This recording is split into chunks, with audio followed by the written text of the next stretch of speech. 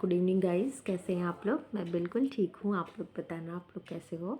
हम आप लोग को वस्त्र विज्ञान एवं परिधान डॉक्टर वृंदा मैम की ये बुक है, उससे आप लोग को मैं ऊन कंप्लीट करवा रही हूँ, जिसमें ऊन की प्रजातियाँ, किससे क्या प्राप्त किया जाता है, विशिष्ट फाइबर क्या होते हैं, उसे विशिष्ट फाइबर क्यों कहते हैं, सामान्य ऊन किससे प्राप्त किया जाता है, भेड़ के किस अंग का ऊन अच्छा होता है और किस अंग का ऊन निम्न कोटि के अंतर्गत आता है। उसके बाद मतलब एज के अकॉर्डिंग कि कब वर्गीकरण किया गया, मतलब 6 से लेकर 8 माह में, बीच में 8 माह भी कह सकते हैं, 9 माह में इमने का ऊन होता है तो बहुत अच्छा माना था। उसकी बस एक है कि मतलब कह सकते हैं कि उस पर एक कमी है, क्या है, क्योंकि बच्चे का ऊन है तो उसमें क्या होता है कि वो कमज़ोर होता है। उसके बाद होगेट ऊन आता है, आपने देखा था 12 से 14 माह पे जो निकाला जाता है ऊन, उसमें सारी क्वालिटी मेमनी वाली होती है। जैसे उसके दोनों पोर्स क्या होते हैं, नुकीले होते हैं, पिन जो होते हैं पॉइंटेड होते हैं। उसके बाद वो चमकीला होता है, स्लीपरी होता है, अच्छा होता है। उससे अच्छे वस्त्र, महंगे वस्त्र बनाए जाते हैं। लेकिन उसमें क्या होता है कि ये मेच्योर परिपक्व ऊन होता है, तो इसलिए इसमें ताने का प्रयोग करने के लिए होगेट ऊन को मतलब यूज़ में लिया जाता है। आपको इसी तरह मैंने बताया था वर्जिन ऊन, जिसका पहले कभी प्रयोग नहीं किया गया। उसके बाद वेदर ऊन, जो पहली बार काट के 14 माह में दूसरी बार जिसका प्रयोग किया जा रहा हो, तो वेदर वो क्या होता है, थोड़ा मटमैला गंदा होता। उसके बाद हमने आपको बताया था मृत ऊन क्या होता है, जो मरे उससे प्राप्त करते हैं। टैगलाक ऊन क्या होता है, कोटी ऊन क्या होता है, कालीन ऊन क्या होता है। मैंने सारी चीज़ें आपको एक एक करके बताई थी, कौन से ऊन की क्या क्वालिटी होती है। उसके साथ ही मैंने मतलब जो विशिष्ट फाइबर जिससे प्राप्त करते हैं उसके बारे में भी बताया था। जैसे अंगोरा बकरी से क्या प्राप्त करते हैं, तो उसके बालों को क्या कहते हैं, तो मोहेर प्राप्त करती है, विशिष्ट फाइबर के अंतर्गत आता है। विक्यूना नाम के एक ये ऊँट की प्रजाति होती है, इससे क्या करते हैं, ऊन जो प्राप्त करते हैं उससे में कोट बनता है। इसी तरह मैंने और सारी चीज़, जैसे अंगोरा खरगोश, उस स्पेसिफिक बच्चों के कपड़े उससे बनाए जाते हैं। अब ये सब क्या होते हैं, काफ़ी महंगे होते हैं। पश्मीना बकरी होती है जो कश्मीर में पाई जाती है, उससे पश्मीना शाल इत्यादि चीज़ें बनाई जाती हैं। तो मैंने एक एक करके आपको सारी चीज़ें समझा दी। आज नंबर है ऊनी रेशों का वर्गीकरण, जो आपको जानना है। हाँ, तो चलिए हम इसको क्या करेंगे, एक बार पूरा बता के उसके बाद आगे से, क्योंकि एक एक 2 दिन के बाद बताती हूँ, जैसे एक दिन बाद इसका टर्न आता है तो मैं आपको बताती रहती हूँ। वैसे आप लोग देख लीजिए, अब मैं ऐसे पढ़ाऊँगी, होम मैनेजमेंट के साथ टेक्स्ट एक्सटेंशन बताऊँगी, न्यूट्रिशन के साथ टेक्सटाइल बताऊँगी, ठीक है। और साथ में 9 to 12 की बुक एक खत्म हो जाएगी, 10th लगा दूँगी, 10th खत्म होगी 11 लगा दूँगी, 11 खत्म होगी 12 लगा दूँगी। तो ये चीज़ आप लोग देख लीजिए, इसी अकॉर्डिंग मैं आप लोगों को पढ़ाऊँगी, ठीक है ना। तो देख लीजिए, आज इसका टर्न एक्चुअल में है नहीं, लेकिन ये काफ़ी टाइम लग, मतलब डिस्टेंस हो जाता है तो चीज़ें भूल जाती, इसलिए मैं इसको बता दी। बट आज न्यूट्रिशन और न्यूट्रिशन का नहीं, मैं होम मैनेजमेंट और एक्सटेंशन का डे है तो उसको भी मैं पढ़ाऊँगी, लेकिन ज़रूर। लेकिन देख लीजिए, ये बुक आ गई थी तो मैंने कहा इसको ही पढ़ा देते हैं। ऊनी रेशों का वर्गीकरण, क्लासिफिकेशन ऑफ वूल फाइबर। संपूर्ण विश्व में भिन्न भिन्न प्रकार के ऊन मिलते हैं। ये लगभग 40 से भी ज़्यादा प्रकार की भेड़ों से प्राप्त होते हैं, ठीक है। क्रॉस बीड से, ये मैंने आपको बता दिया था, जिसमें मेमने का ऊन, होगेट ऊन, कुंवारी ऊन, ये बता दिए। ऊन का श्रेणीकरण आपको बताना, क्लासेस ऑफ ऊल बताना है, ठीक है। संपूर्ण विश्व में विभिन्न प्रकार के ऊन उपलब्ध हैं। यहाँ भेड़ों की लगभग 40 जातियाँ पाई जाती हैं। 200 ग्रेड से अधिक भेड़ों के संकर क्रॉस ब्रीडिंग से ऊन प्राप्त की जाती है। जैसा कि पूर्व में बताया जा चुका है कि ऊन की किस्म, पशु की नस्ल, आहार, स्वास्थ्य, पालन पोषण की रीति, देखभाल तथा प्रदेश विशेष की जलवायु पर निर्भर करता है। ये चीज़ें मैं आपको बहुत अच्छे से समझा दूँ कि ये क्या कैसे मतलब निर्भर है, इस पर कैसे डिपेंड है, उनके फाइबर का क्या लेना देना है इन चीज़ों से, तो मैं आपको बताई हूँ। ठंडे प्रदेशों में पाए जाने वाले जानवर, खासकर जो काफ़ी ऊंचाई पर रहते हैं, उनसे अत्यंत श्रेष्ठ श्रेणी की ऊन प्राप्त की जाती है। जैसे वही विशिष्ट फाइबर जो होते हैं, ठीक है। रेशे अति मुलायम, लंबे, चमकदार, सूक्ष्म, महीन एवं सौंदर्यमय होते हैं, क्योंकि वहाँ की जलवायु उनके अकॉर्डिंग होती है, ठीक है। जहाँ पे वो रहते हैं ऊंचाई पे, तो वहाँ की जलवायु उनके अकॉर्डिंग होती है। लेकिन अगर वही उनको गर्म, क्योंकि इसीलिए भगवान ने उनकी सेफ्टी के लिए उनको क्या, प्रकृति ने उनके शरीर पे लंबे लंबे बाल दिए हैं, उससे क्या होगा कि वो ठंड से बच सके। लेकिन अगर उनको भी गर्मी में रखेंगे, गर्म मौसम में, तो बाल उनको भी परेशान करते हैं, तो खुजली वगैरह होता है तो इधर उधर रगड़ते हैं, या वो क्या होते हैं, बाल उनमें पसीने आते, तो क्या होता है, वो बाल सट जाते हैं, तो बाल वो खराब हो जाते हैं। इसीलिए वो उनके अकॉर्डिंग जलवायु में, तो इसलिए वो अच्छे हैं। लेकिन वही उष्ण प्रदेश में पाए जाने वाले जानवरों के शरीर से जो ऊन प्राप्त होती है वे रुक्ष होती है, कड़कीली होती है, खुरदुरी होती है, छोटी मोटी और कड़ी होती है। इसी प्रकार जानवर के स्वास्थ्य एवं आहार से भी ऊन की किस्म, क्वालिटी प्रभावित होती है। अच्छे स्वस्थ पशु जिन्हें संतुलित आहार दिया जाता है, अच्छी रीति से पाला जाता है, उसके शरीर से उत्कृष्ट कोटि के ऊन की प्राप्ति होती है। जबकि रोगी एवं अस्वस्थ पशु जिन्हें अनुकूल आहार एवं परिस्थितियाँ नहीं मिलती है, उनके शरीर से जो ऊन प्राप्त होती है वे छोटी, कड़ी, रुक्ष, मोटी एवं खुरदुरी होती है। ऐसी ऊन निम्न श्रेणी के अंतर्गत आते हैं। ठीक है। भेड़ों की किस्म के अनुसार उनसे प्राप्त ऊन को निम्नलिखित 4 श्रेणियों जिसके क्लासेस में बांटा गया है। पहला होता है प्रथम श्रेणी का ऊन। कहने का मतलब भेड़ों की किस्म के अनुसार, ध्यान रखिएगा, भेड़ों की वो जो विशिष्ट फाइबर होते हैं वो तो अच्छे होते हैं, क्यों? क्योंकि उनके अकॉर्डिंग जलवायु होती है। यहाँ भेड़ों की किस्म के अनुसार बताया जा रहा है, इस चीज़ को आप याद रखना। 4 श्रेणियों में ऊनों को क्या किया जाता है? बांटा जाता है। कितनी श्रेणियों में? 4 श्रेणियों। प्रथम श्रेणी का ऊन क्लास 1 ऊल, मैरिडो ऊल जो होता है प्रथम श्रेणी के ऊन के अंतर्गत आता है। और ये सबसे पहले कहाँ बना था? तो आप बोलेंगे मैम स्पेन में इस ऊन को प्राप्त किया गया था। मैरिनो जाति की भेड़ से ये ऊन क्या हुआ था? प्राप्त हुआ था। ठीक है। ये मैरिनो जाति के भेड़ों के बालों से प्राप्त की जाती है। सर्वप्रथम मैरिनो जाति की भेड़ों को स्पेन में गड़रियों द्वारा पाला जाता था। देखिए यहाँ पे लिखा हुआ है, इसके बालों से बने ऊनी वस्त्र उत्कृष्ट कोटि के एवं सर्वश्रेष्ठ होते थे। स्पेन के बने मैरिनो ऊनी वस्त्र अपनी उत्कृष्टता, उत्तमता, कोमलता, बारीकी के लिए विश्व भर में प्रसिद्ध थे। आप लोग को दिख नहीं रहा है। विश्व भर में प्रसिद्ध थे। वर्तमान में अन्य देश भी स्पेन से भेड़ मंगवाकर अपने यहाँ पालने लगे और ऊनी वस्त्र निर्माण करने लगे। जैसे टर्की वगैरह था ना, तो ये क्या हुआ? ये मंगवा के अपने यहाँ इसका पालन करने लगे। देखिए प्रथम श्रेणी का ऊन, द्वितीय श्रेणी का, ऐसे करके दिया हुआ। आप बस 1 मिनट होल्ड करिए।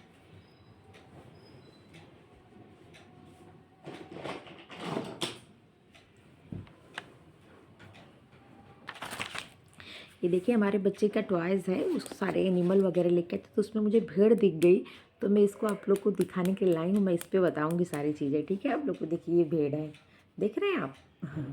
तो चलिए देखते हैं। मैरिनो ऊन के रेशों की लंबाई 1 से 5 इंच तक होती है। कितनी होती है? तो जो मैरिनो ऊन के रेशों की लंबाई होती है वो 1 से 5 इंच तक की होती है। इसके रेशे छोटे होते हैं, होते हुए भी अत्यंत प्रत्यास्थ, कोमल, मजबूत, सूक्ष्म, माहीन, बारीक एवं सौंदर्ययुक्त होते। कौन सा ऊन? तो मैरिनो जाति के ऊल की बात हो रही है। कहाँ मिल मतलब इसका उत्पादन होना स्टार्ट हुआ? तो ये जो मैरिनो ऊल प्राप्त होता है वो मैरिनो जाति की भेड़ से, तो वो कहाँ प्राप्त होता है? तो ये स्पेन में प्राप्त होता है। इनकी लंबाई कितनी होती है? तो 1 से 5 इंच तक के लंबे होती है। छोटे तो होते हैं लेकिन इनमें कुछ क्वालिटी होती है, जैसे प्रत्यास्था की क्वालिटी, कोमल होते हैं, मजबूत होते हैं, महीन होते हैं, बारीक होते हैं और सौंदर्य युक्त होता है, जिसके कारण क्या होता है? एक इनको लोग पसंद करते हैं, लोगों की पसंद में ये मतलब सम्मिलित है। इसमें सल्कों की संख्या सबसे अधिक लगभग 3000 से 4000 प्रति इंच पाई जाती है। इनमें उत्तम कोटि के श्रेष्ठ ऊनी वस्त्र, best type of woollen clothing बनाए जाते हैं। अब आप इस चीज़ को समझने के लिए देखिए यहाँ पे एक भेड़ बनी हुई भी। मैं आपको एक भेड़ लेके आई हूँ, मैं कुछ चीज़ें इस पर बताना चाहती हूँ। जैसे कहते हैं ना गर्दन से लेके पेट तक का बाल, तो ये जो गर्दन वाला क्षेत्र है इस चीज़ को ध्यान दीजिएगा। गर्दन से लेके पेट तक का बाल किस श्रेणी के अंतर्गत आता है? देखिए इसमें भी 1 2 3 यही वाला पोर्शन के जो बाल होते हैं इसको किस श्रेणी के अंतर्गत रखा जाता है? तो आप कहेंगे A1 क्लास के अंतर्गत रखा जाता है। ठीक है। कहाँ से कहाँ तक? तो देखिए यहाँ से लेके और यहाँ तक के जो ऊन होते हैं उनको किसके अंतर्गत रखा जाता है? तो आप कहेंगे मैम फर्स्ट क्वालिटी के अंतर्गत। यहाँ का ऊन नहीं, यहाँ का ऊन तो मतलब निम्न श्रेणी के अंतर्गत आता है। लेकिन ये जो गले का ये वाला पोर्शन होता है और यहाँ से पेट तक का जो ऊन, क्योंकि प्रैक्टिकल चीज़ें ज़्यादा समझ में आती है इसलिए मुझे अपने बच्चे का दिखा, तो ऊन वगैरह सब था लेकिन मैं कि मुझे बस बताना है, तो इसलिए मैं इसको रखी हुई थी, जब बताऊंगी तो आपको दिखाऊंगी।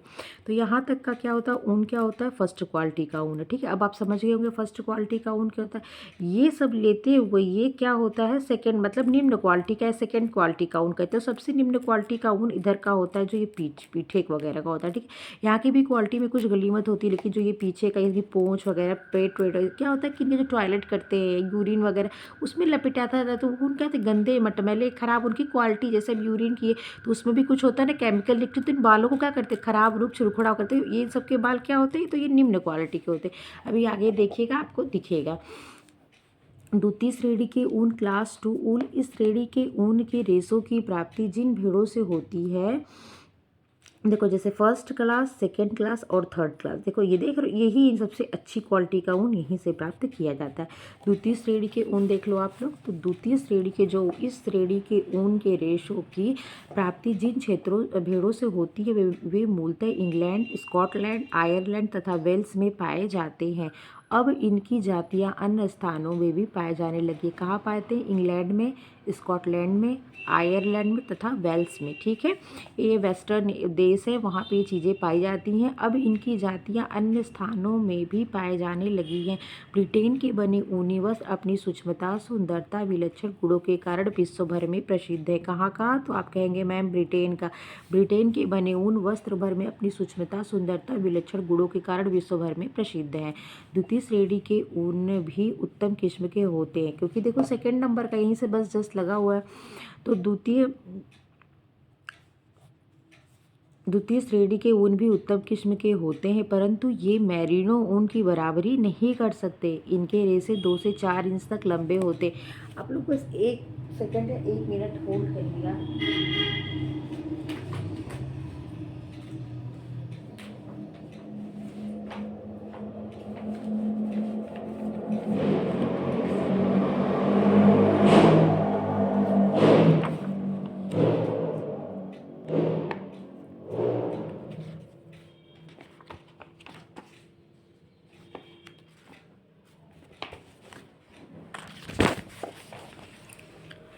आप लोग देख सकते हैं मैंने यहाँ पे क्लासिफिकेशन ऐसे करके रखा हुआ है। आप इस चीज़ को देखेंगे आपको ज़्यादा आसानी होगी। प्रथम श्रेणी का ऊन क्या होता है? इसकी लंबाई 1 से 5 इंच होती है। किसकी? प्रथम श्रेणी के ऊन की लंबाई कितनी होती है?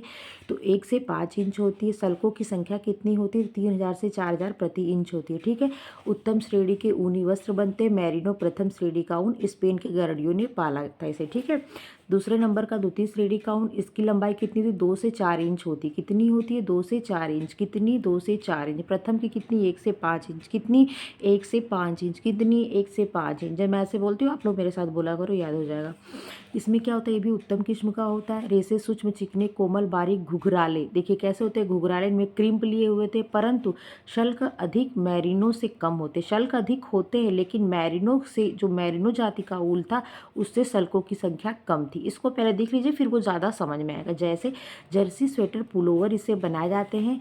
स्कॉटलैंड, इंग्लैंड, आयरलैंड, वेल्स में पाए जाते हैं। ब्रिटेन के ऊन विश्व भर में प्रसिद्ध हैं। ठीक है, तृतीय श्रेणी का ऊन देख लो, 4 इंच से लेकर 18 इंच। कितना? 4 इंच से 18 इंच। कितना? 4 इंच से कितना? 18 इंच। 4 इंच से 8 इंच, सॉरी 4 इंच से 18 इंच, सॉरी यार, 4 इंच से 18 इंच। कितना? 4 इंच से 18 इंच। प्रथम श्रेणी का 1 से 5 इंच, द्वितीय श्रेणी का 2 से 4 इंच और तृतीय श्रेणी का कितना? 4 इंच से 18 इंच। ठीक है, इंग्लैंड, अमेरिका में पाया जाता है। स्केल्प्स एंड क्रिम्प इस पर कम होते हैं, मतलब घुंघराला कम होता है, और उसमें जो क्रिम्प पाए जाते हैं उनकी संख्या कम होती।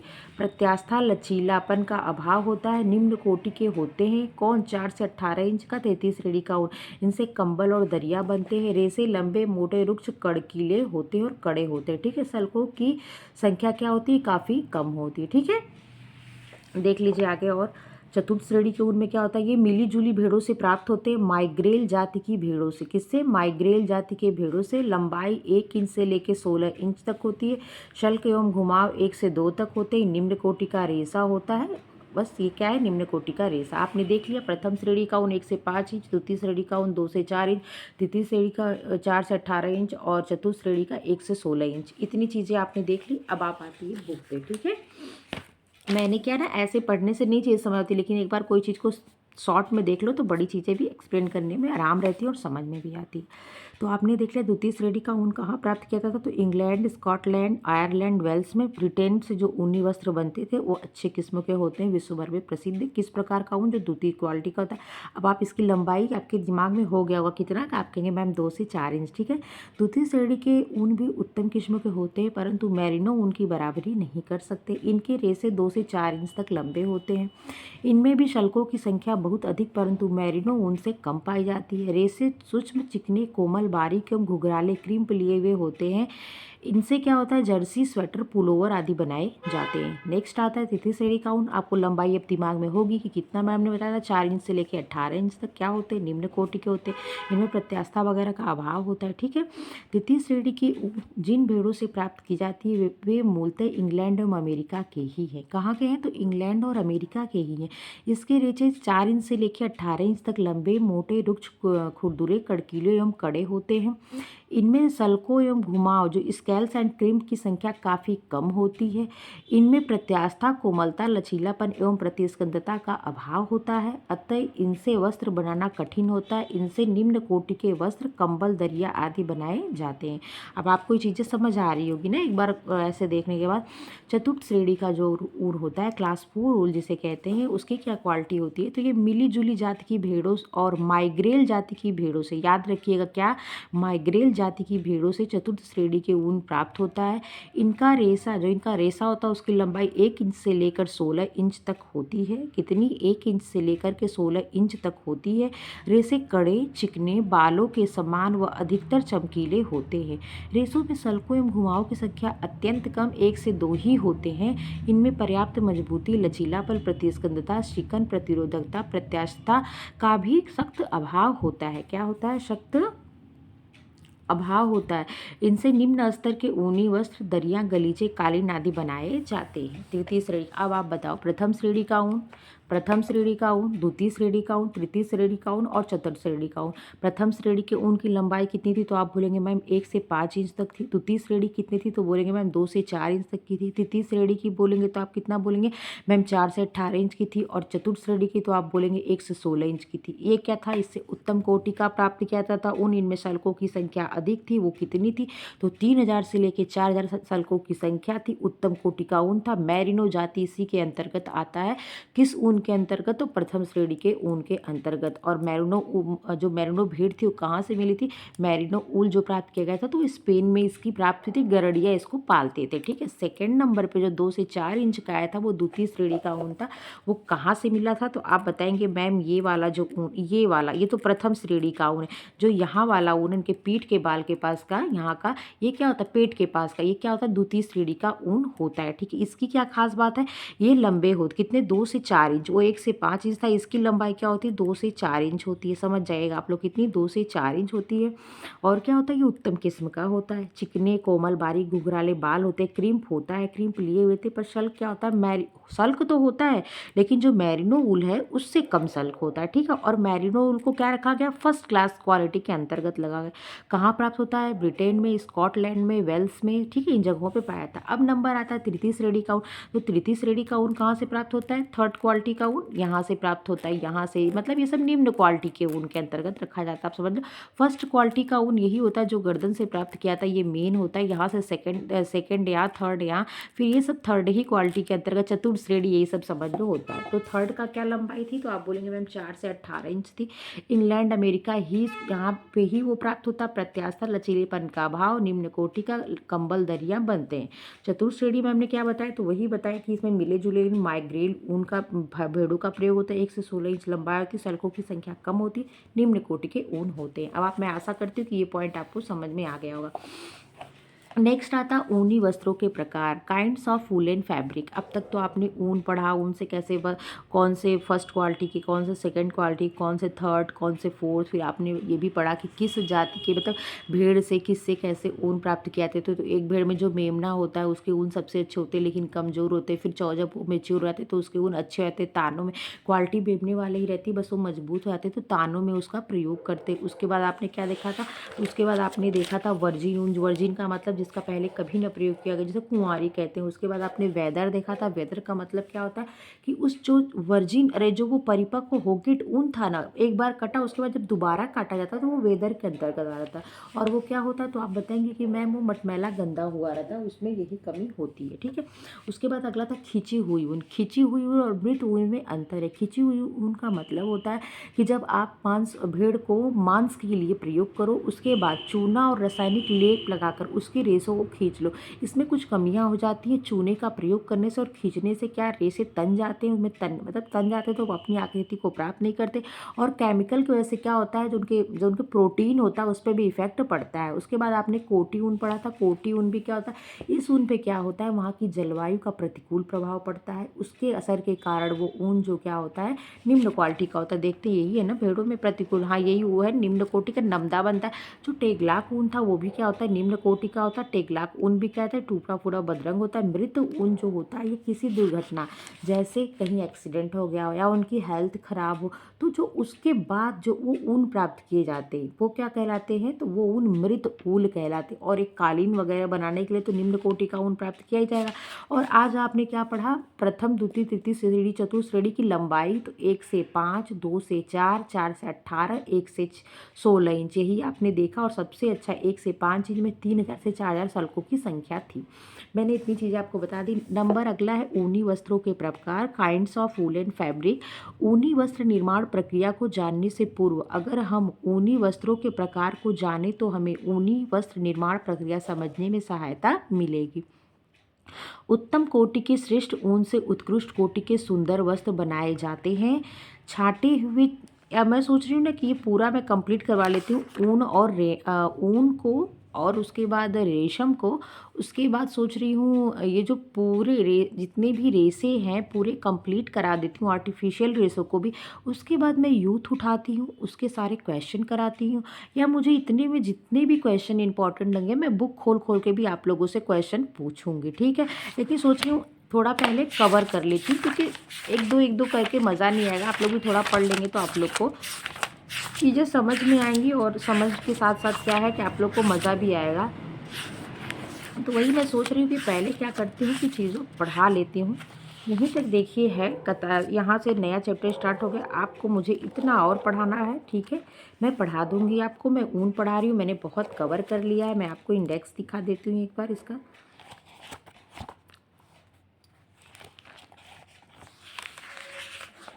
देखिए मैं ऊन पढ़ा रही हूँ, रेशम पढ़ाना, उसके बाद आपको मैं रेयान पढ़ा देती हूँ सोच रही हूँ। उसके बाद ये 2 चैप्टर और बचेंगे, इसको ख़त्म करके इतने पूरे से आपको क्वेश्चन पूछ के फिर से आपको समझा के आपको रिवाइज करा के उसके बाद मैं सोच रही हूँ कि परिसज्जा वाला चैप्टर स्टार्ट करूँ।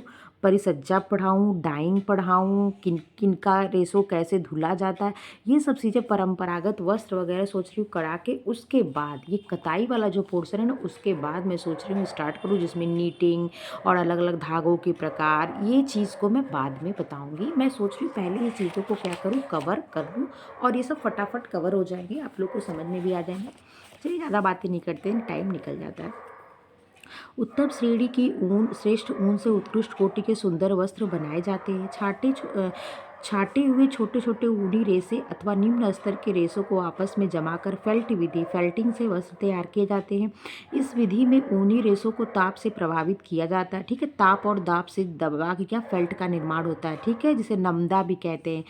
प्रभावित किया जाता है, जिससे ऊन पर उपस्थित प्राकृतिक चिकनाई पिघल जाती है और वे फूल जाते हैं। फूलने के पश्चात सल्को, जो स्केल्स के दांत होते हैं, सेरेसन होते हैं, खुल जाते हैं, ठीक है। इसके पश्चात इनमें पर्याप्त दबाव डाला जाता है, जिससे सल्कों के दांते जो सेरेशन आपस में फंस कर सट जाते हैं।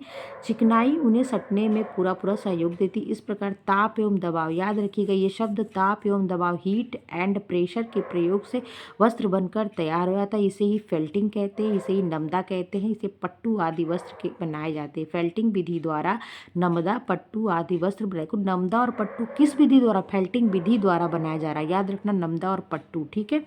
गर्म ऊनी वस्त्रों को मुख्यतः 2 वर्गों में बांटा गया, एक ऊनी वस्त्र, एक वस्टेड वस्त्र। जो वस्टेड होता है ना वो बहुत उच्च क्वालिटी का होता है। पहले मैं इसका भी आपको शॉर्ट एक बार दिखाना चाह रही हूँ।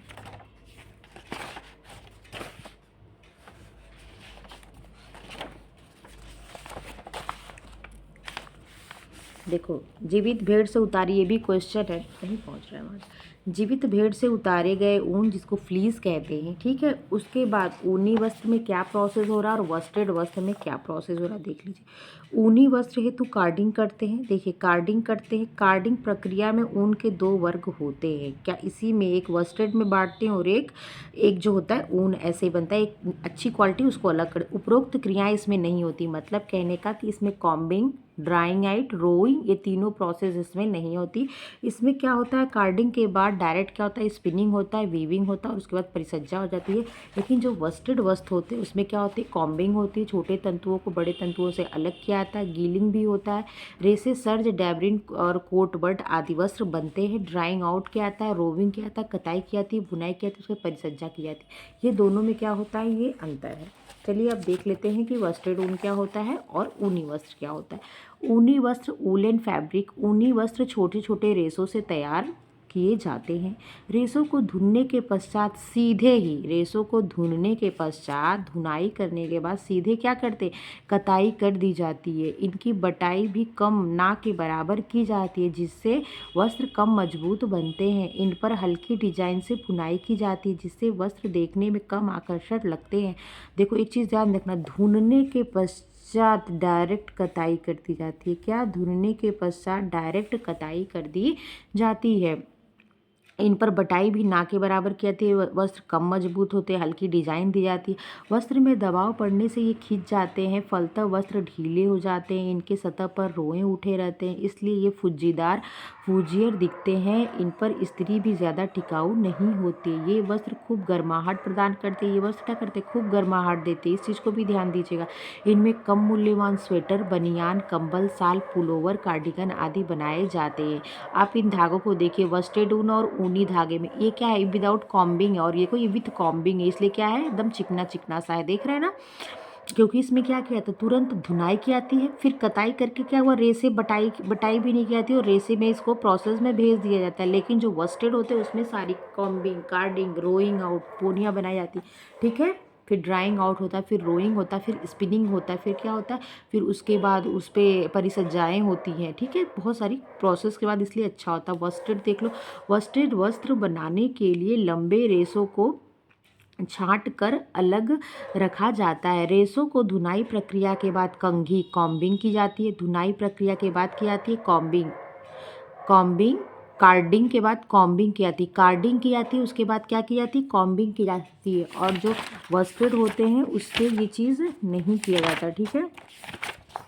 देखिए इसमें क्या, कार्डिंग किया था, कार्डिंग के बाद स्पिनिंग की जाती है। ऊनी वस्त्र है तो कार्डिंग का मतलब क्या होता है, धुनाई की जाती है, उसके बाद कताई की जाती है। लेकिन इसमें देखो क्या होता है, धुनाई प्रक्रिया के बाद कंघी, कॉम्बिंग, कार्डिंग, कॉम्बिंग, ठीक है, कार्डिंग, कॉम्बिंग की जाती है, जिसमें रेसे पूर्णतः समांतर हो जाते हैं। इनसे सघन बुनाई द्वारा आकर्षक डिजाइन के हल्के परंतु मजबूत टिकाऊ वस्त्र बनाए जाते हैं, ठीक है।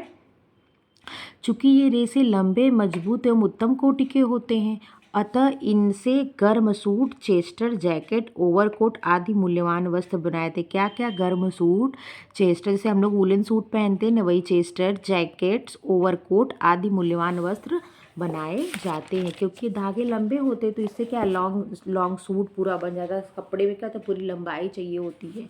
और जो फुल जैकेट होते हैं पूरा ऊपर से नीचे तक, उसमें भी ये चीज़ होता है। तो वही चीज़ है। वस्त्र की सतह काफ़ी चिकने होते हैं, इसलिए इन पर धूल कर मिट्टी में अन्य गंदगी का प्रभाव अधिक नहीं पड़ता। दाग धब्बे लगने के पश्चात सरलता से छूट भी जाते हैं। वस्त्र पर की गई इस्त्री टिकाऊ होती है। अब दोनों में डिफरेंसेस है, कुछ देख लीजिए। ऊनी एवं वस्ट्रेड वस्त्रों में अंतर, डिफरेंस इन वूलन एंड वस्ट्रेड फैब्रिक। ऊनी वस्त्र वूलन फैब्रिक, वस्ट्रेड वस्त्र वस्ट्रेड फैब्रिक। ये छोटे रेसे से तैयार होते हैं। ये कैसे, ये लंबे रेसे से तैयार किए जाते हैं। ये रेसे घुघराले, घुमाव, क्रिम्प्ड के रेसे होते हैं। रेसे सीधे स्ट्रेट होते हैं। केवल धुनाई प्रक्रिया द्वारा रेसों को समांतर किया जाता है, तत्पश्चात सीधे ही कताई कर दी जाती है। रेसे की धुनाई कार्डिंग के बाद कॉम्बिंग करके उनके बाद समांतर किया जाता है। रेसे आंशिक रूप से समांतर होते हैं, रेसे पूर्ण रूप से समांतर होते हैं। आप ये चीज़ समझ रहे होंगे। कॉम्बिंग की प्रक्रिया कर दी गई वॉस्टेड पे, इसलिए क्या है ये समांतर है, ये सुलझे हैं, ये सीधे हैं। इसमें उस प्रोसेस को नहीं लाया गया क्योंकि रेसे छोटे हैं, कॉम्बिंग उस पर नहीं होगी। कॉम्बिंग कैसे होगी, सारे रेसे ही निकल जाएंगे क्योंकि रेसे क्या है छोटे, तो डायरेक्ट उसको क्या किया जाता है, धुनाई के बाद डायरेक्ट कताई की जाती है, उसके बाद डायरेक्ट उसे वस्त्र बनने के लिए भेज दिया, बटाई के लिए भेज दिया जाता है। इनकी बटाई अधिक नहीं की जाती जिससे इसमें ऐंठन कम होती है। इन्हें अच्छी तरह बटा ट्विस्टिंग मतलब दी जाती है, इस प्रकार इनमें ऐंठन अधिक होता है। नंबर 6 क्या है, ये कम मजबूत होते हैं। नंबर इसमें क्या है, ये अत्यधिक मजबूत एवं टिकाऊ होते हैं।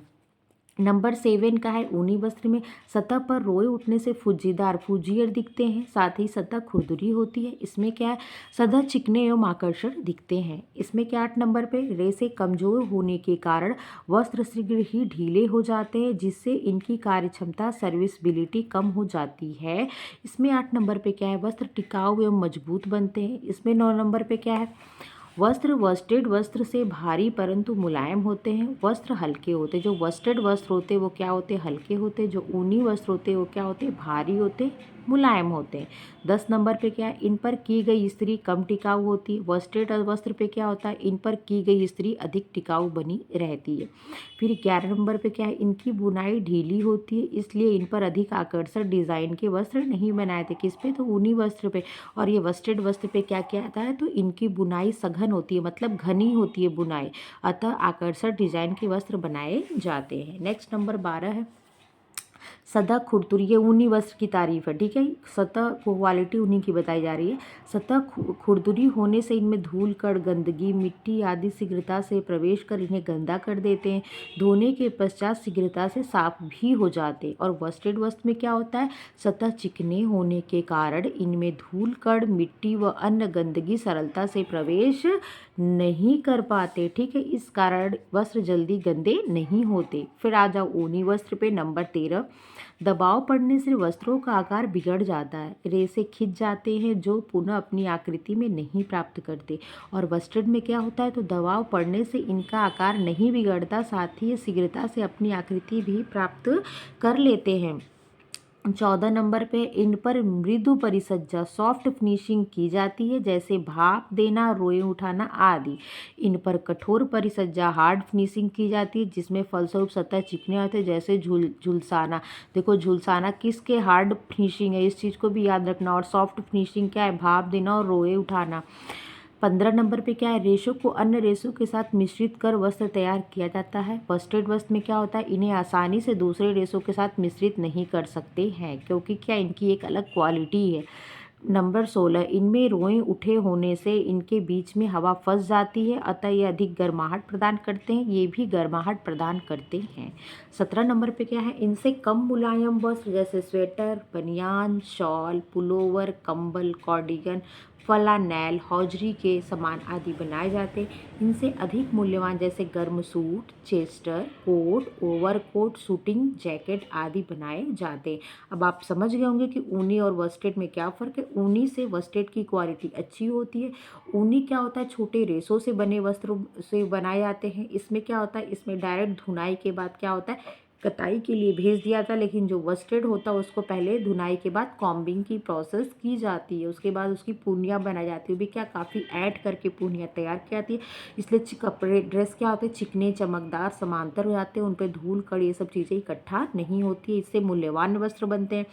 और गर्म के मामले में, तो गर्म के मामले में जो ऊलन फैब्रिक होता है वो ख़राब नहीं होता, उसमें भी क्या वो क्योंकि उनकी बुनाई ढीली होती है तो वो जो उनके क्रिम्प होते हैं, जो रोए होते हैं, उन जगह में फील हो जाते हैं, जगह खाली स्थान रहता है। इससे क्या होता है, काफ़ी गर्म होते हैं। और वस्ट्रेड तो गर्म होते हैं क्योंकि अच्छी क्वालिटी के हैं।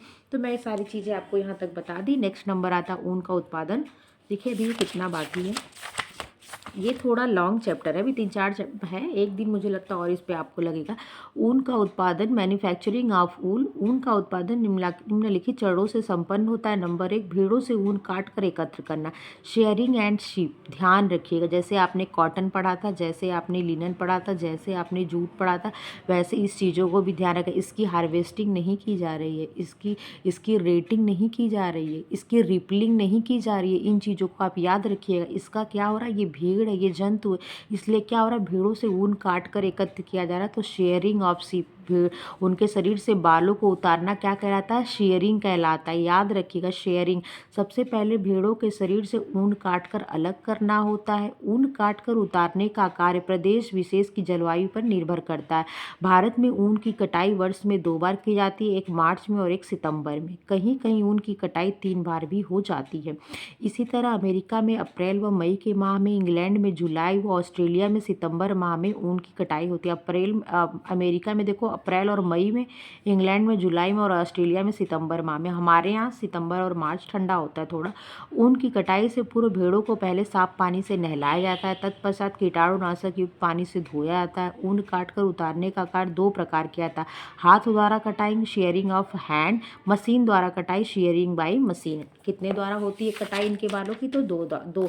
और यही सबसे पहला प्रोसेस है शेयरिंग, मतलब भेड़ की बात है, शेयरिंग ऑफ शीप, मतलब शीप मतलब भेड़, उनके बालों, ये जो शीप है इनके बालों को उतारना। उसके पहले क्या करना? पहले इनको अच्छे से नहलाना, फिर कीटाणुनाशक चीज़ों का इन पे डालना, कोई मतलब कोई में बैक्टीरिया वक्टीरिया ना, उनको साफ करना। फिर हमारे यहाँ एक मार्च में और एक सितंबर में इनके पूरे बालों को इनके शरीर से उतार लिया था। हाथ द्वारा उतारा जाता और किसके द्वारा? मशीन द्वारा। 2 तरीके से, ठीक है। हम भेड़ को यही रख दे रहे हैं, आप लोग को याद आता रहेगा। दूसरा हाथ द्वारा तो शेयरिंग बाई हैंड। विदेशों में ऊन की कटाई मशीन से की जाती है, परंतु भारत में आज भी ऊन की कटाई हाथ से की जाती है।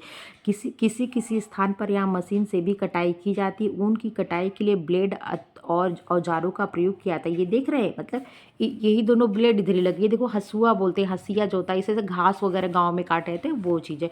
ऊन काटने के लिए सबसे पहले भेड़ को पेट केबल लिटा दिया था, मतलब ऐसे लिटा दिया था इनको, ठीक है। उसके पैरों को अच्छी तरह पकड़ लिया था। ये इन पैरों को क्या किया था? बांध दिया था या पकड़ लिया जाता है। पेट पर बाल पहले उतारा जाता है। ये वाला बाल क्या किया था? पहले उतारा था, क्योंकि ये यहाँ का बाल ना अच्छी क्वालिटी का होता है, A1 क्लास का होता है। उसके पहले उतारा, इसके बाद पीठ और सिर अन्य जगहों के बाल उतारे जाते हैं। कई बार लापरवाही के कारण भेड़ को चोटें भी आती हैं, जिससे भी घायल हो जाती है। हंसिया वगैरह स्किन पे लग जाता होगा थोड़ा भी, तो घायल हो जाती होंगी बेचारी। सबसे अच्छी ऊन भेड़ के बगलों एवं कंधों से प्राप्त किए जाते हैं, मतलब यही वाला पोर्शन का ऊन क्या यही होता है सबसे अच्छी क्वालिटी का, A1 क्वालिटी का ऊन यहीं से प्राप्त होता है, ठीक है। जिन्हें काटते समय अलग कर लेना चाहिए। पेट, छाती, सिर व टांग के ऊन द्वितीय नंबर पे आते हैं। ऊन काटने के पश्चात 100 से 160 केजी के भार वाले बोरों में भर लिया जाता है। देखो बोरे कितने होते हैं? 1 क्विंटल के या तो 1.5 क्विंटल के बोरों में भर लिया जाता है। राजस्थान में मारवाड़ी भेड़ से प्रतिवर्ष लगभग 1.5 केजी ऊन तथा जैसलमेर भेड़ से 2.5 केजी तक ऊन की प्राप्ति की जाती है। इस चीज़ को आप याद रखिएगा कि राजस्थान की जो मारवाड़ी भेड़ होती है उससे 1.5 केजी ऊन, और राजस्थान में जैसलमेर भी एक जगह है, वहाँ से 2.5 केजी तक ऊन की प्राप्ति होती है। मारवाड़ी भेड़ से 1.5 केजी और जैसलमेरी भेड़ से 2.5 केजी ऊन की प्राप्ति होती है। ये क्या आप पढ़ रहे थे अभी तक? आप बस सियरिंग, उसको उत्पादन का, ऊन उत्पादन के तरीके में आपने अभी तक क्या पढ़ा? आपने भेड़ के शरीर से बाल, मैन्युफैक्चरिंग ऑफ वूल में आपने क्या किया?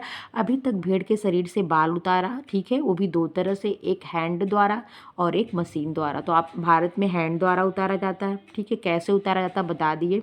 और राजस्थान की जो मारवाड़ी भेड़ होती है उससे 1.5 केजी ऊन प्राप्त किया था, और जैसलमेरी भेड़ से क्या 2.5 केजी ऊन की प्राप्ति थी। अब दूसरे नंबर पे आता है छटाई एवं श्रेणीकरण, सॉर्टिंग एंड ग्रेडिंग। अब तक आपने क्या किया था? शेयरिंग ऑफ शीप, शेयरिंग की थी, उनके बाल, शरीर से बालों को हटाया था। अब क्या कर रहे हैं? सॉर्टिंग कर रहे हैं। सॉर्टिंग क्यों कर रहे हैं? ग्रेडिंग क्यों दे रहे हैं? क्योंकि आपने उनके बाल को उतार लिया। और ग्रेडिंग हम देते ना कि यहाँ की क्वालिटी का उच्च, first quality, second quality, first quality, second quality, third quality, ठीक।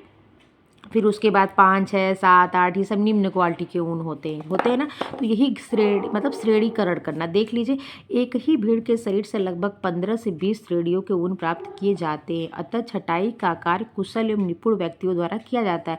विदेशों में छटाई का कार्य मशीन द्वारा संपन्न होता है, परंतु भारतीय कारीगर की सिद्ध हस्त अंगुलियां एवं अनुभवी आंखें उनको देखकर स्पर्श द्वारा विभिन्न किस्मों को अलग अलग पहचान लेने की दक्षता रखती हैं। एकत्रित ऊन को किस्म, क्वालिटी, लंबाई, बारीकी, प्रत्यास्थता, मजबूती, सूक्ष्मता एवं कोमलता के आधार पर विभिन्न श्रेणियों में छांटकर अलग किया जाता है। लंबे एवं सूक्ष्म ऊन को वर्स्टेड वस्त्र, अब आप वर्स्टेड समझ रहे होंगे ना, वर्स्टेड वस्त्र बनाने हेतु अलग किया था। जो लंबे ऊन होते हैं, जो बहुत महीन, बहुत अच्छे होते हैं, उनसे वर्स्टेड बट बनाने के लिए उनको अलग कर दिया था। ऊन की श्रेणीकरण हेतु भारत सरकार द्वारा एगमार्क स्कीम में scheme of agriculture production grading and marketing in 1937 rules 1961 निम्नलिखित श्रेणियां दी गई। किसने दिया? एगमार्क स्कीम ने दिया है। किसने? एगमार्क ने 1937 ने। लंबाई के आधार पर श्रेणीकरण, पहला लंबाई के आधार पर, दूसरा क्या है? बारीकी या महीनता के आधार पर श्रेणीकरण। ये श्रेणीकरण को ग्रेडिंग दी जा रही है, कौन सा किस ग्रेड के अंतर्गत आता है। तीसरा सफाई एवं धुनाई, क्लीनिंग एंड स्कोरिंग के अंतर्गत जो धुलाई होती है इनकी, उसके अंतर्गत इनकी श्रेणीकरण की जा रही है। और चौथा किसके अंतर्गत श्रेणीकरण इनका हो रहा है?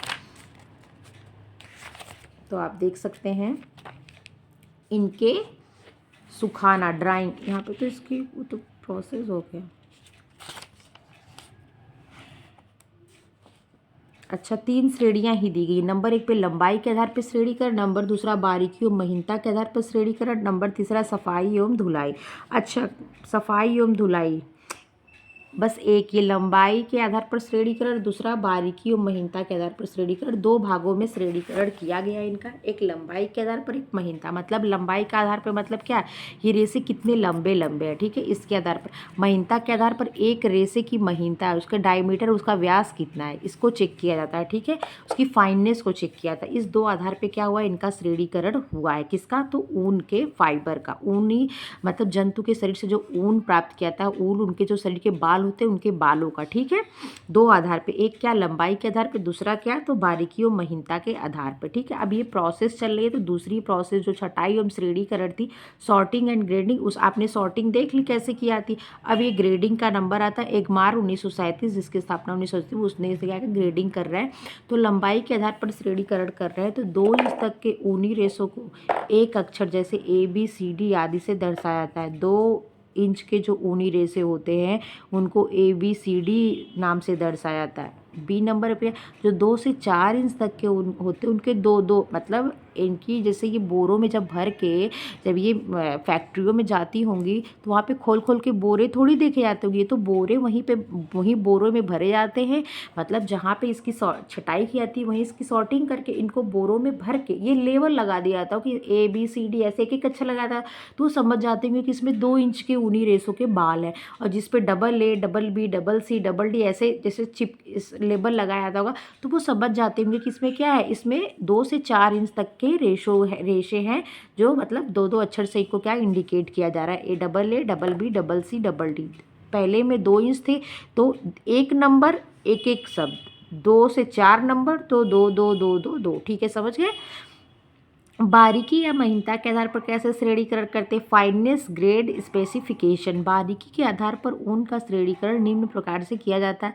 पहले एक श्रेणी बांटे हैं। A फाइन मतलब सबसे अच्छा, B मतलब मीडियम, C का मतलब लेस मीडियम मतलब मीडियम से थोड़ा नीचे, D का मतलब कोर्स मतलब सबसे निम्न क्वालिटी का। तो देखो जो A फाइन क्वालिटी का होता है उसका माइक्रोन कितना होता है, तो 33.5 माइक्रोन। जो सबसे फाइन ऊन होता है वो क्या होता है, 33.5 माइक्रोन का होता है। इसके रेंज किस में दी जाती है, माइक्रोन में। तो 33.5 माइक्रोन का ऊन सबसे फाइन ऊन के अंतर्गत आता है। इसकी क्वालिटी 48+ होती है। जैसे बच्चों को कहा था A++, ऐसे नंबर दिया था ना, तो ये 48+ है, ठीक है। क्या है इसकी क्वालिटी।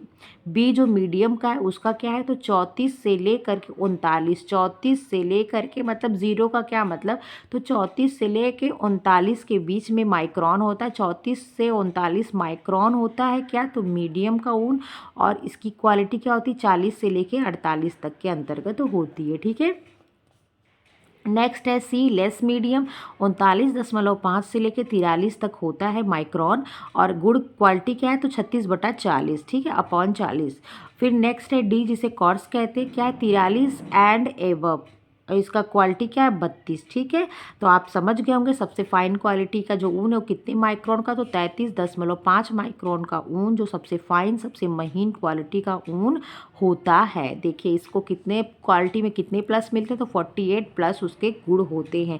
कितने आधार पे बांटे हैं, तो 2, एक लंबाई के आधार पे तो उसमें 2 बांट दिए। एक 2 से जो 2 इंच का है वो जो है कि ABCD ऐसे लिखा जाएगा, और जो 2 से 4 इंच का है उसमें AA, BB, CC, DD रखा जाएगा। देखो वो भी ये ABCD जो रखा जाएगा ना, A fine, B medium, C less और D कोर्स। ठीक है, और वायर की महीनता के आधार पे तो A फाइन है 33.5, क्वालिटी 48 प्लस, B 34 से 39 और क्वालिटी 40/48। ऐसे करके चीज़ें दी हैं, आप लोग 1-2 बार देखिएगा याद हो जाएगा। अतः ए फाइन किस्म के ऊन प्राप्ति के लिए ऊन की बारीकी 33.5 माइक्रोन व्यास होनी चाहिए। वही उसका डायमीटर देखते हैं। ठीक है, उसकी मोटाई को माइक्रोन में नापते हैं और उसकी मोटाई कितनी है 33.5 माइक्रोन है। जैसे जैसे ऊन के व्यास में वृद्धि हो जाती है ऊन की किस्म क्वालिटी भी क्या होती है घटती जाती है। यहाँ देखिए उसका माइक्रोन बढ़ रहा है, उसका व्यास जो है बढ़ रहा है, और क्या हो रहा है, और जो उसकी क्वालिटी है निम्न होते जा रही है। 32 हो गई उसकी क्वालिटी। यहाँ माइक्रोन बढ़ा मतलब मोटाई बढ़ी रेसे की, और यहाँ पे क्वालिटी क्या हो गई निम्न हो गई। यहाँ पे देखिए महीनता कम है, माइक्रोन कम है, तो इसकी क्वालिटी सबसे अच्छी 48 प्लस है, इसलिए इसको ए में रखा गया। ठीक है, नेक्स्ट आपने क्या कर लिया, आपने शेयरिंग कर ली, मतलब भेड़ से शरीर से बाल उतार लिया। अब आपने क्या कर ली, छटाई कर ली और सॉर्टिंग कर ली। नंबर 2 हो गया। अब नंबर 3 पे आप क्या करते, तो आप बोलेंगे मैम सफाई और धुलाई। अब तक आपने रेसे प्राप्त कर लिए, महीनता के आधार पे कैसे कैसे अलग कर लिए। अब क्या होगी, उन रेसों की क्लीनिंग है, स्कोरिंग होगी। ठीक है, छटाई एवं स्तर निर्धारण के पश्चात ऊन की सफाई एवं धुलाई की जाती है। ऊन के रेशों में पसीने, चिकनाई, धूल कण एवं अन्य गंदगियां उपस्थित होती है जिन्हें साफ करना आवश्यक होता है। ऊन की धुलाई के लिए निम्न 3 विधियों का प्रयोग किया जाता है। एक साबुन का घोल, दूसरा वाष्पित घोल, तीसरा कार्बोनाइजिंग। इस चीज़ को ध्यान रखिएगा, वेरी इंपॉर्टेंट। स्कोरिंग में क्या होता है, वही होता है मोम इनको अलग किया जाता है, मतलब इनके शरीर पे जो चिकनाई लगी होती है ना उसको अलग करना ही क्या स्कोरिंग होता है। तो साबुन का घोल स्कोरिंग विथ सोप सोल्यूशन, वाष्पित घोल स्कोरिंग बाई वोलेटियल सोल्यूशन सॉल्वेंट, और कार्बोनाइजिंग एक प्रोसेस होता है। तो देखो प्रथम नंबर पे साबुन का घोल। धुलाई की यह क्रिया मशीनों द्वारा संपन्न होती है। साबुन के घोल से मशीनों में स्वचालित रैक लगे होते हैं जो ऊन के घोल में डुबोकर अच्छी तरह निचोड़ लेते हैं। जैसे आपकी मशीन होती है ना, वॉशिंग मशीन, कपड़ा निचोड़ करके सुखा के तब रखती है, तो वही काम उसमें होता है। कहीं कहीं यह कार्य हाथों से भी संपन्न किया जाता है। धुलाई हेतु 4 बड़े हौज होते हैं, इसे हौदा कहते हैं ना, हौज होते हैं। पहले हौज में गर्म पानी में साबुन का घोल बनाकर रेसों को डाला जाता है। दूसरे, तीसरे, चौथे हौज में साफ पानी रहता है। साबुन वाले घोल में डालने के पश्चात रेसों को दूसरे, तीसरे, चौथे हौज में बारी बारी डालकर खंगाला जाता है ताकि साबुन का झाग पूर्णतः निकल जाए। इसके पश्चात रेसों को गर्म हवा या भाप द्वारा सुखाया जाता है। जैसे आप अपने बालों को ड्रायर करते हो ना, पहले बढ़िया से शैम्पू करते हो, फिर कपड़े में लपेट के निचोड़ देते हो, अपने बालों को निचोड़ते हो ना, उसके बाद क्या करते हो, अपने बाल को ड्रायर करते हो। वही चीज़ है, इससे रेसे स्वच्छ सफ़ेद होकर निखर आते हैं। नेक्स्ट है उसमें दूसरे नंबर पे कैसे क्या वाष्पित होता है, तो आप 1 मिनट रुकिए। ये जो वाष्पित होता है तो देखिए क्या करते हैं, जो वाष्पित घोलक द्वारा धुलाई स्कोरिंग बाई वोलेटाइल सॉल्वेंट, इस विधि द्वारा वाष्पित घोल, ध्यान दीजिएगा, इस विधि द्वारा ये वेपर टाइप हमें लगता है उड़ जाता होगा, कुछ ऐसा ही होता होगा। विधि द्वारा रेशों में उपस्थित चिकनाई, ऑयल और ग्रीस आदि को हटाया जाता है। इसके लिए वाष्पित घोल जैसे बेंजीन, पेट्रोलियम, देखिए ये उड़ जाते हैं। पेट्रोल अगर है, अगर उसको आपने खोल के ढक्कन छोड़ दिया कहीं ने तो वो उड़ जाएंगे। और एक बात और है, अगर पेट्रोल का कहीं आपने मतलब उसकी गैलन वगैरह का अगर ले जा रहे हैं, अगर उसका ढक्कन खुला, अगर उससे कुछ दूरी पे भी मतलब 1-2 मीटर की दूरी पे भी कहीं आग जल रहा है, या 1 मीटर की दूरी कह सकते हैं, तो वो आग पकड़ सकता है। ठीक है, तो ये क्या, ये उड़ते हैं, ये वाष्पित होते हैं। बेंजीन हो गया, पेट्रोलियम और नेफ्था हो गया, कार्बन टेट्राक्लोराइड हो गया आदि घोल में, इसीलिए इसको वाष्पित घोलक द्वारा धुलाई कहा जा रहा है। आप इस चीज़ को याद रखिएगा, benzene, petroleum, naphtha, carbon tetrachloride आदि के घोल में ऊनी रेशों को डाला जाता है। ये सब क्या होते हैं, वाष्पित मतलब उड़ जाते हैं अगर इनको खोल के रख दिया जाए तो। इनके ढक्कन जिसमें आपने इनको स्टोर किया है, इससे चिकनाई घुल जाती है और रेशे साफ, स्वच्छ एवं नरम हो जाते हैं। किसमें, वाष्पित घोलक में क्या क्या प्रयोग किया था, तो आप बोलेंगे ma'am benzene, petroleum, ether, carbon tetrachloride आदि घोल। ठीक है, नेक्स्ट आता है कार्बोनाइजिंग। अगर उपरोक्त दोनों विधियों से रेसे साफ नहीं हो पाते तो उनमें प्राकृतिक अशुद्धियाँ नेचुरल इम्प्योरिटीज़ रह जाती हैं, तो उन्हें सल्फ्यूरिक अम्ल H2SO4, ध्यान दीजिएगा, सल्फ्यूरिक अम्ल H2SO4 तथा हाइड्रोक्लोरिक अम्ल HCl से धोया जाता है। इसे ही कार्बोनाइजिंग प्रक्रिया कहते हैं। कार्बोनाइजिंग प्रक्रिया किसे कहते हैं? तो जब सल्फ्यूरिक अम्ल और H2SO4 और हाइड्रोलिक अम्ल HCl के द्वारा ऊनी रेशों को धोया जाता है तो उसे क्या कहते हैं? कार्बोनाइजिंग प्रक्रिया कहते हैं। क्यों कहते हैं? क्योंकि इसमें हाइड्रोजन सल्फाइड और हाइड्रोजन क्लोराइड के प्रयोग के द्वारा धोया जा रहा है, इसीलिए इसको क्या कहते हैं? कार्बोनाइजिंग प्रक्रिया कहते हैं। इससे सभी प्रकार की अशुद्धियाँ नष्ट होती तथा रेसे स्वच्छ एवं हल्के हो जाते हैं। सुखाना जिसे कहते हैं क्या? ड्राइंग। ऊन की धुलाई के पश्चात इन्हें सुखाया जाता है, परंतु ऊन को पूर्णतः नहीं सुखाया जाता बल्कि इसमें 12 से 16% तक आर्द्रता रखी जाती है। ये चीज़ इंपॉर्टेंट है, याद रखिएगा कि ऊन को पूर्णतः नहीं सुखाया जाता तो कितने प्रतिशत उसमें आर्द्रता बची रहती है? 12 से 16% तक आर्द्रता उसमें नमी रहती है उन रेशों में। अतः अंशतः ये गीले रहते हैं। पूर्णतः सूख जाने पर रेशों में कड़ापन आ जाता है, जिससे क्या होता है? आगे की प्रक्रिया करना कठिन होता है। रेशों को भाप द्वारा स्टीमिंग सुखाया जाता है। आर्द्र वातावरण ह्यूमिडिटी एटमॉस्फेयर में रेशों पर मशीनीकरण के द्वारा गर्म हवा फेंकी जाती है, जिससे रेशे सूखे, जैसे आप अपने बाल को ड्रायर करते। इस प्रकार सुखाने से ऊन में लचीलापन, मुलायमियत और चमक बनी रहती है। तेल लगाना, ऑयलिंग। उपरोक्त प्रक्रिया के पश्चात रेशों में रूखापन आ जाता है, फलतः वे कुछ अंश तक कड़े हो जाते हैं। आगे की प्रक्रिया को करने के लिए रेशों को नरम मुलायम करना आवश्यक होता है। इसके रेशों पर जैतून के तेल, ग्लिसरीन या सूअर की चर्बी लगाकर 2 सप्ताह तक छोड़ दिया था। जैसे ठंड आ गई है ना, तो आप अपने स्किन पे नींबू में मिक्स करके अगर ग्लिसरीन लगाते हैं तो देखिए आपकी स्किन भी बहुत सॉफ्ट रहती है। तो इसीलिए जैतून का तेल हो गया, ग्लिसरीन हो गया या सूअर की चर्बी हो गई, इनको क्या करते हैं? इससे इनकी ऑयलिंग की जाती है, इनके रेशों पर इनका लेप लगाया जाता है। 2 सप्ताह तक छोड़ दिया जाता है, इससे रेशे नरम एवं चिकने हो जाते हैं। मिश्रित करना, ब्लेंडिंग। इस प्रक्रिया द्वारा विभिन्न किस्म के ऊनी रेशों को मिश्रित किया जाता है ताकि ऊन की मजबूती को बढ़ाया जा सके, साथ ही कीमत को घटाकर सर्वसाधारण के लिए सुलभ बनाया जा सके, क्योंकि उत्तम कोटि के ऊन बहुमूल्य होते हैं। इनसे बने वस्त्र भी बहुमूल्य होते हैं, अतः ये सर्वसाधारण की पहुंच से दूर होते हैं, इसलिए मिश्रण ब्लेंडिंग करना पड़ता है। उत्तम कोटि के ऊन कोमल, बारीक, महीन, लंबे एवं नाजुक होते हैं, फलतः इनकी मजबूती कम होती है। जो उत्तम कोटि के ऊन होते हैं वो महीन होते, बारीक होते, उनमें क्या होता है? वे कमज़ोर भी होते हैं, अच्छी क्वालिटी के है ना। जैसे कहते हैं ना, जैसे जो बहुत बहुत मतलब उस तरह से नहीं पाला गया हो, मतलब रफ टफ ज़िंदगी जिया हो और वहीं पे कोई फूल की तरह पाला गया हो, तो उसके ऊपर गर्मी का असर, ताप का असर, जैसे चूल्हे पे अगर खाना बनाना है तो जो रफ टफ लाइफ जिया अगर उसको बनाना तो उसको उस आँच का असर नहीं पड़ता। लेकिन जो कभी ये सब देखा ही नहीं हो, छुआ ही नहीं हो, तो अगर उसके ऊपर उसको चूल्हे के पास अगर हाथ गया भी ना तो उसकी आँच दूर से ही लगती है, वो दूर से ही इफेक्ट करती है। तो वही चीज़ है भाई, जिसकी क्वालिटी अच्छी होती है वो क्या पिघल जाओगी। तो वही चीज़ है कि बहुत नाजुक होते हैं, बहुत क्या होता है? फलतः इनकी मजबूती कम होती है, कि इनकी जो कोमल होते हैं, ठीक है। वस्त्र बुनाई हेतु ताने के धागे का मजबूत रहना आवश्यक है। ताने के धागे का क्या होना? मजबूत होना आवश्यक है। होगेट ऊन का प्रयोग करते हैं, इस चीज़ को भी याद रखिएगा।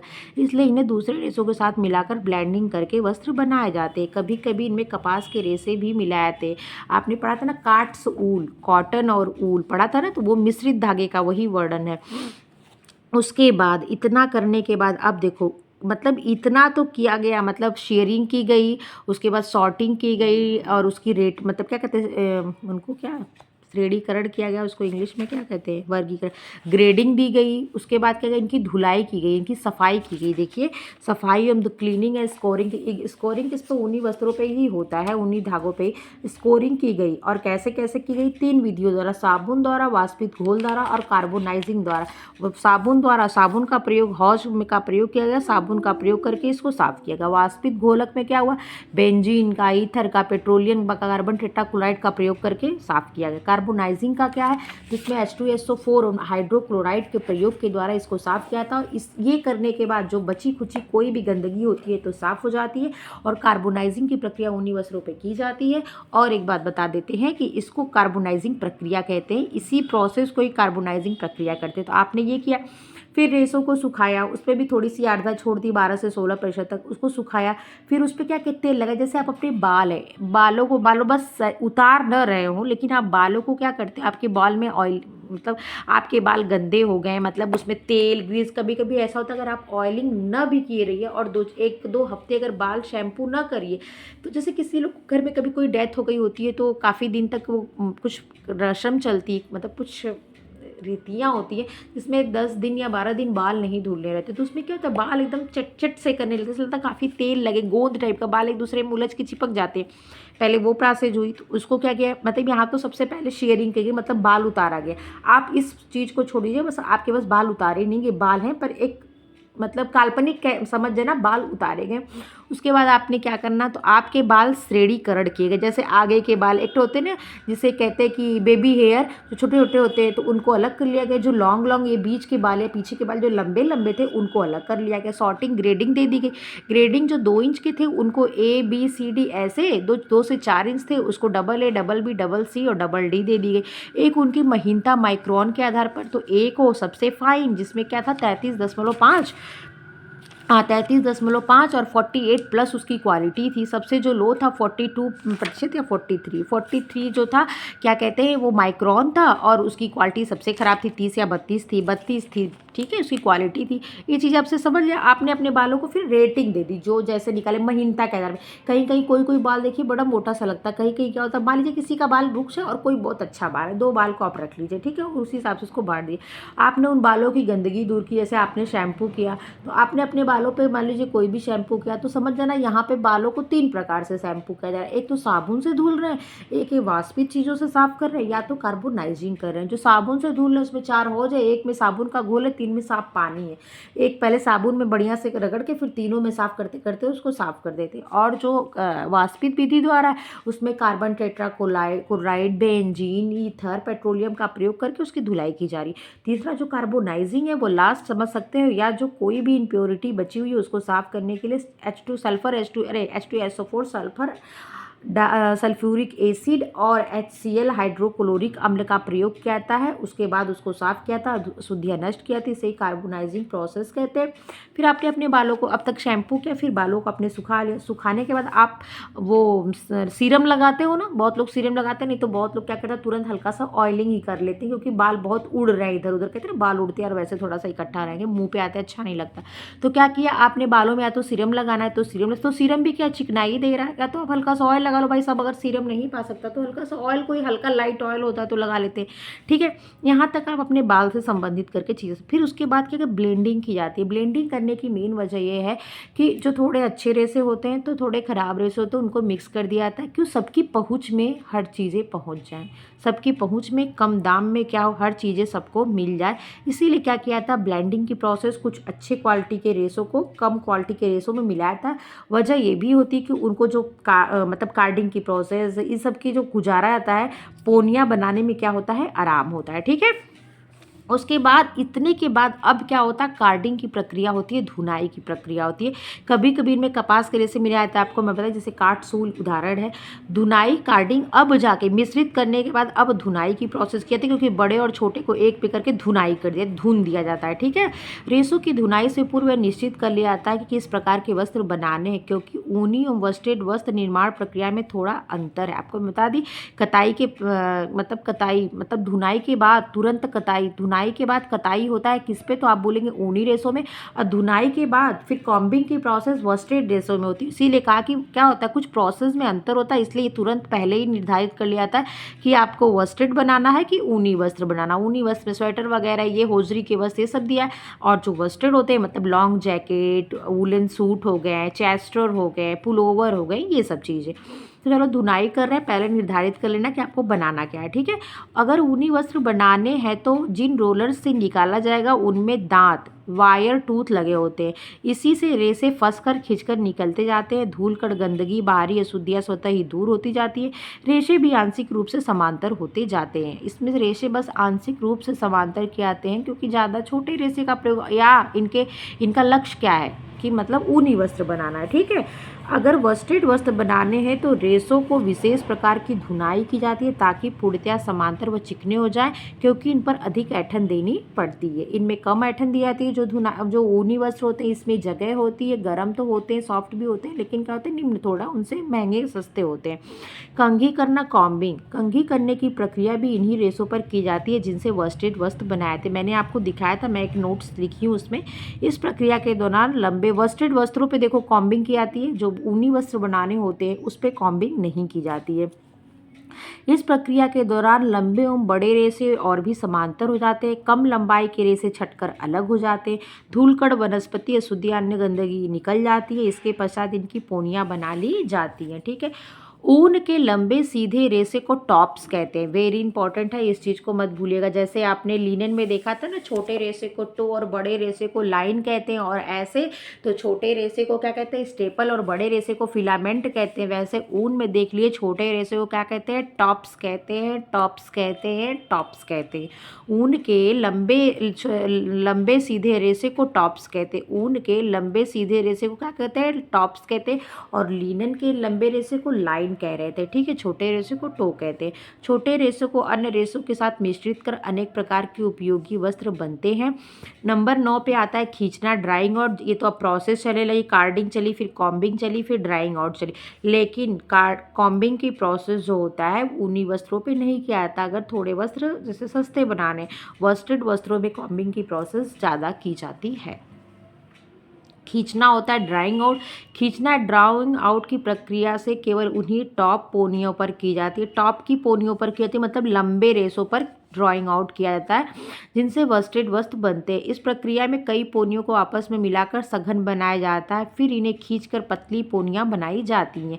खींचते समय इन्हें हल्का सा घुमाव ऐंठन दिया जाता है, जिसे रोविंग प्रक्रिया कहते हैं। जैसे होता है ना कॉम्बिंग, कार्डिंग, ड्राइंग आउट, फिर रोविंग, फिर स्पिनिंग, यही होता है ना प्रोसेस। तो वही चीज़ है कि ड्राइंग आउट हो रहा है, ठीक है। ये पोनियाँ कताई के लिए तैयार है। उसके बाद कताई हो रही है, स्पिनिंग। कताई प्रक्रिया द्वारा हल्की बटी पोनियों को, अब तक क्या हुआ स्पिनिंग, अब जाके ये क्या बना धागा से रेशा बन के तैयार हो गया। अब बुनाई की प्रोसेस यहाँ की जाएगी, देख लीजिए।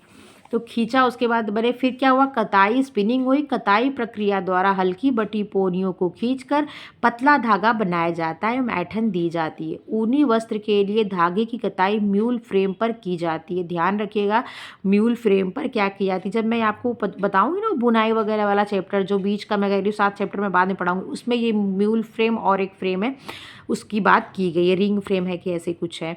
ऊनी वस्त्र के लिए धागे की कताई म्यूल फ्रेम पर की जाती है। ऊनी वस्त्र के लिए धागे की कताई किस पे की जाती है तो म्यूल फ्रेम पर की जाती है। इससे धागा मोटा, मुलायम, फुज्जीदार निकलता है। ऊनी धागे के लिए कौन सा फ्रेम यूज किया जाता है तो म्यूल फ्रेम यूज किया जाता है। कौन सा फ्रेम यूज किया जाता है म्यूल फ्रेम यूज किया जाता है। म्यूल फ्रेम से कैसा धागा निकलता है तो आप कहेंगे मोटा, मुलायम, फुज्जीदार, ठीक। वस्टेड वस्त्र तैयार करने के लिए पोनियों को किसी भी प्रकार के मशीन द्वारा कताई की जा पोनियों को किसी भी प्रकार के मशीन द्वारा कताई की जा सकती है, जैसे रिंग, कैप, फ्लेयर, म्यूल। याद रखिएगा ये सब क्या है कताई की मशीनें, फ्रेम है, रिंग, कैप, फ्लेयर, म्यूल आदि। परंतु धागे को महीन, पतला, चिकना, गोलाकार एवं कड़ा बनाना अनिवार्य होता है। कताई के पश्चात धागों को लच्छियों को इंग्लिश में स्किन कहते हैं, स्किन के नाम से भी क्वेश्चन आते हैं, स्किन के रूप में समेट लिया जाता है। फिर है ऊनी वस्त्रों की कताई। एक कहरा सूत्र, वनली प्लाई। देखिए ये पढ़ेंगे आप, एक कहरा सूत्र, वनली एक सूत्र, प्लाई में दो इधर से एक, इधर से दो गया, दो मिल गया तो दो प्लाई हो गया। जब 3 रेशों से क्या ऐठन दे के जब रेशा बनाते तो 3 प्लाई के सूत्र हो जाते, यही कहते हैं। ऊनी वस्त्र की कताई एक कहरा सूत्र, 1 प्लाई यार्न, दोहरा सूत्र, 2 प्लाई यार्न तथा 3-4 प्लाई सूत्र, जिसमें 3 से 4, 2-3-4 सूत्र को आपस में मिलाकर कताई की जाती है। एक हरा प्लाई व दोहरा प्लाई सूत्र मशीन बुनाई, मशीन ने नीटिंग के लिए रखा। देख रहे यहाँ पे भी बुनाई शब्द का प्रयोग है। देखिए नीटिंग, देख रहे हैं ना, नीटिंग, वीविंग, देखिए शब्द अंतर है, लेकिन हिंदी में क्या है बुनाई है। बुनाई के लिए प्रयोग किया जाता है। 3 एवं 4 प्लाई सूत्र को प्रयोग हाथ की बुनाई, हैंड नीटिंग के लिए तैयार किया जाता है। देखो क्या लिखा था तो एक कहरा प्लाई और दोहरा प्लाई से जो है वो मशीन पर नीटिंग की जाती है, और 3 से 4 प्लाई के जो सूत होते हैं वो हाथ से नीटिंग की जाती है। इस चीज़ को याद रखिएगा, ये क्या है इंपॉर्टेंट है। फिर नंबर अगला आता है बुनाई, जिसे क्या कहते हैं, वीविंग कहते हैं। ये बहुत लंबी चैप्टर हो गई, अरे मतलब क्लास बहुत लंबी हो गई, कोई बात नहीं, आज मैं इसको ख़त्म कर दूंगी। फिर है बुनाई, जिसे वीविंग कहते हैं। कते हुए ऊन से बुनाई की जाती है। क्या की जाती है? कते हुए ऊन से बुनाई की जाती है। ऊनी वस्त्र ऊलेम फैब्रिक को शादी एवं टूल बुनाई प्लेन एंड ट्विल वीविंग के दौरान तैयार किया जाता है।